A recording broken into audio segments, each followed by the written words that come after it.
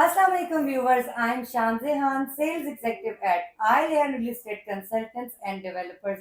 जी तो व्यूवर्स, जैसा कि आप जानते हैं, हमने आपकी इंफॉर्मेशन के लिए एक सेशन स्टार्ट किया हुआ है जिसमें हम आपको गाइड करते हैं कि किस तरह आप प्रॉफिटेबल इन्वेस्टमेंट्स कर सकते हैं।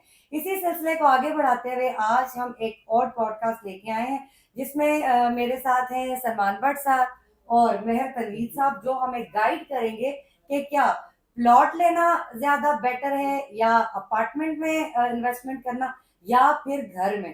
तो इस सिलसिले में हम अपना पॉडकास्ट स्टार्ट करने लगे हैं। जी तो मेहर तनवीर साहब, मेरा पहला क्वेश्चन आपसे है कि प्लॉट खरीदते वक्त हमें उसकी लोकेशन और उसकी अप्रोच को देखने के साथ साथ और कौन कौन सी बातों का ख्याल रखना चाहिए कि फ्यूचर में हमें उस पर प्रॉफिट भी मिल सके। देखिए जी, सबसे पहले तो आप जब प्लॉट की बाइंग करने जा रहे हो तो आपको ये देखना चाहिए कि आपका जो प्लॉट है, लोकेशन तो मैटर करेगी ही। उसके साथ साथ देखना आपने कि उसकी सराउंडिंग क्या है। उसकी सराउंडिंग में कमर्शियल एक्टिविटी है, उसकी सराउंडिंग में जो है वो स्कूल है, पार्क है, उसकी सराउंडिंग में जो है मॉस्क है, उसकी सराउंडिंग में जो हॉस्पिटल है वो है। तो ये सारी चीजें जो है ना वो हमने मद्देनजर रखते हुए फिर हम अपने प्लॉट की जो है वो बाइंग करेंगे। अगर आप इन चीजों को मद्देनजर रखकर प्लॉट की बाइंग करेंगे तो ये बेस्ट बाइंग होगी और इसमें आपको किसी किस्म का कोई लॉस बेयर नहीं करना पड़ेगा।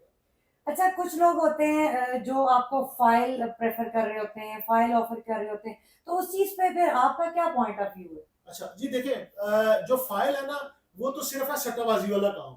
वो फाइल में चूंकि जब वो बेच रहे होते हैं तो तब रेट होता है ऊपर, और जैसे ही आप उसकी बाइंग कर लेते हैं विद इन 3 to 6 मंथ जो है फाइल जो है वो धर्म से नीचे गिर जाती है और उसका जो प्राइस जो है वो लूज कर जाती है। तो जबकि प्लॉट के अंदर ऐसा बिल्कुल भी नहीं होता। प्लॉट के अंदर ग्रेजुअली जो है ना उसकी प्राइस जो है इंक्रीज करती है और ये सॉलिड इन्वेस्टमेंट होती है और सॉलिड जो है इस पे प्रॉफिट रिटर्न मिलता है, क्योंकि इसकी ग्रेजुअली जो है ना वो प्राइस बढ़ रही होती है। जैसे जैसे इसकी प्राइस बढ़ती है वैसे वैसे जो है इसकी मार्केट जो है वो डेवलप होती जा रही होती है। तो इससे जो है वो फाइल के अकॉर्डिंग ये जो प्लॉट है ये बेस्ट बाइंग होती है। प्लॉट के हवाले लिहाज से अगर आप फाइल को कहें तो वो बिल्कुल भी मैं उसको रिकमेंड नहीं करता, क्योंकि फाइल जो है वो टोटल सट्टाबाजों के कंट्रोल के अंदर होती है और जो सट्टेबाजी करने वाले हैं वो सिर्फ अपना प्रॉफिट देखते हैं। जैसे स्टॉक एक्सचेंज के अंदर भी एक किस्म का सट्टा ही होता है ऑलमोस्ट।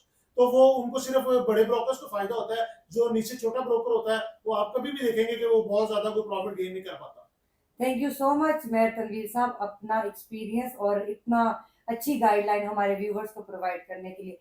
नेक्स्ट क्वेश्चन है मेरा सलमान भट्ट साहब से कि क्या इन्वेस्टमेंट हम घर में करें तो वो प्रॉफिटेबल रहती है या फिर अपार्टमेंट में? जी थैंक यू। इसमें बेसिकली अपार्टमेंट्स में दो चीज़ें, एक तो रिटर्न ऑफ इन्वेस्टमेंट कंपैरेटिवली घर के कम है और उसमें रिटर्न ऑफ इन्वेस्टमेंट ज़्यादा है।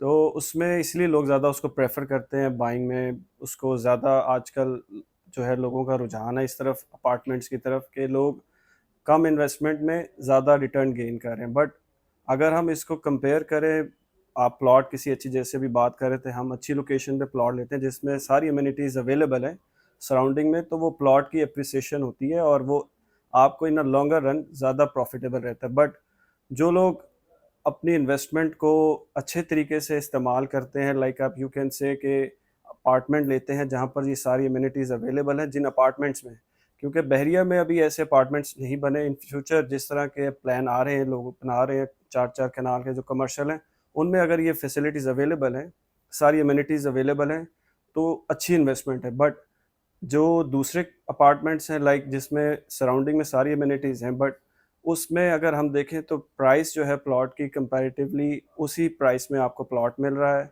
और उसी प्राइस में आपको इंस्टॉलमेंट में अपार्टमेंट्स मिल रहे हैं, तो लोग इसलिए अपार्टमेंट्स को प्रेफर करते हैं। बट अगर हम देखें इन अ लॉन्गर रन, तो उसमें प्लॉट रेजिडेंशियल में ज़्यादा फ़ायदा है उससे। जैसा कि हम जानते हैं कि काफ़ी सारे डेवलप कंट्रीज जो कि अपार्टमेंट लेवल को प्रेफर कर चुके हैं, तो क्या पाकिस्तान में हमें अपार्टमेंट में अगर हम इन्वेस्ट करते भी हैं तो हमें ये देखना पड़ता है कि कौन सा डेवलपर है? और मतलब आप इस चीज़ पे थोड़ा गाइड करें कि अगर पाकिस्तान में हम प्रेफर करते हैं अपार्टमेंट लिविंग को, तो उसके लिए हमें किन चीज़ों का ख्याल रखना पड़ेगा? जी बिल्कुल, मेन चीज़ तो यही है कि डेवलपर ने पहले इसको डिलीवर किया है, उसकी क्या रिप्यूट है मार्केट में। अगर हम इस चीज़ को देखें तो बहुत से लोगों से इसमें फ्रॉड भी होता है, क्योंकि ये इंस्टॉलमेंट का प्लान जहाँ पर भी होता है, तो वहाँ पर हमने देखा है अगर डेवलपर रिकग्नाइज ना हो, मतलब मार्केट में उसकी रिप्यूट अच्छी ना हो, तो ज़्यादातर लोगों को फ्रॉड की वजह से नुकसान भी उठाना पड़ता है। अगर वो डिलीवर कर चुका है अपने प्रोजेक्ट्स तो हमें उसको अप्रिशिएट करना चाहिए और उसको हमें बाय करना चाहिए। तो बाहर की कंट्रीज़ में डिफरेंट लॉज हैं, हमारे मुल्क में लॉज डिफरेंट है इसके अकॉर्डिंगली। तो इसको देखते हुए हम बेसिक यही रूल रख सकते हैं कि डेवलपर की क्या रिप्यूट है, वो पहले कितने प्रोजेक्ट्स डिलीवर कर चुका है।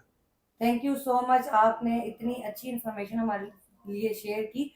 अ, मेरा ख्याल है हमारे व्यूवर्स को इससे काफ़ी चीज़ें समझ भी आई होंगी और फर्दर गाइडलाइन भी मिल गई होगी। इसके अलावा अगर आपको और कोई भी इन्फॉर्मेशन चाहिए तो आप हमारे office island real estate consultants end developer visit भी कर सकते हैं और दिए गए नंबर पर कॉल करके आप हमसे और गाइडलाइन भी ले सकते हैं। Thank you so much.